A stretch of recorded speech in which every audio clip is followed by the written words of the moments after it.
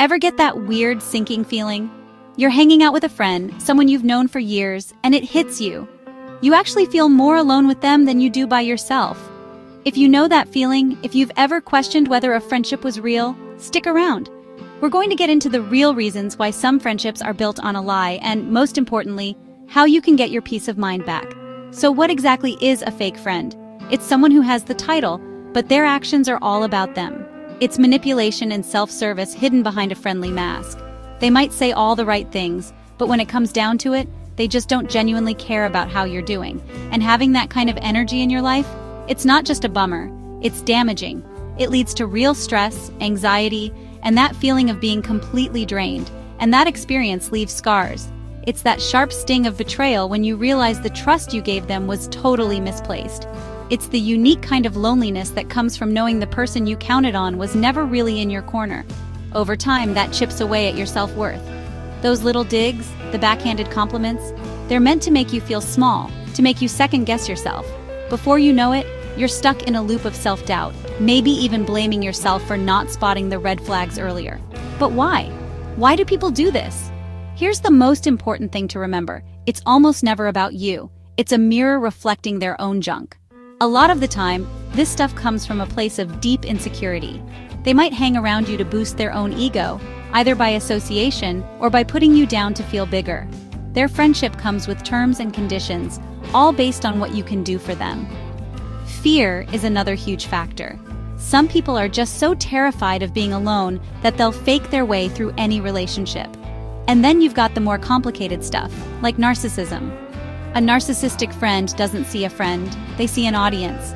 You're there to provide admiration and attention, what experts call narcissistic supply. They'll love bomb you when you're giving them what they want, but turn ice cold the second you need something from them. And finally, there's good old-fashioned jealousy. They don't celebrate your wins, they're threatened by them. Your success just shines a spotlight on what they feel they're lacking. Is any of this hitting a little too close to home? If you feel comfortable, share a story in the comments. You'd be amazed how many of us have been there. Your story could be the one that helps someone else feel a little less alone in this. Okay, so we know the why. But how do you protect yourself? It starts with spotting the how. How can you tell if a friend isn't the real deal? The signs are usually pretty clear once you know what to look for. First, their support has an expiration date. They're your #1 fan when it's easy or benefits them, but vanish when things get tough. Second, the conversation is always about them. They can talk for hours about their drama, but the second you start to open up, they're distracted or change the subject. You're not a friend, you're a free therapist. Third, they stomp all over your boundaries. They push you into things you're not comfortable with and wave off your feelings when you object. Fourth, they're a gossip machine. If you tell them something in confidence, you can bet it's going to get out. And the biggest sign of all, you just feel it. After you hang out with them, you feel exhausted, anxious, or just plain bad about yourself. Trust that feeling. Your gut is trying to tell you something. Recognizing this isn't about pointing fingers, it's about taking back your own mental peace. It's about knowing you have every right to set boundaries. A real friend will respect them. A fake one will get defensive or try to make you feel guilty. Look, friendships are supposed to add to your life, not take away from it. They should be about support and respect, not stress and anxiety. Walking away from a toxic friendship isn't failing. It's one of the biggest acts of self-respect you can perform. It's you choosing your own well-being over a broken connection.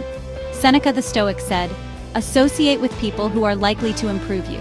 Welcome those whom you are capable of improving." The process is mutual, for men learn while they teach. It's you making room for real, genuine people who will have your back. The kind of friendships that build you up and feel like home. You absolutely deserve friendships that fill your cup, not drain it. So please, protect your peace. It's the most valuable thing you've got. Thanks for being with the Stoic Quotient.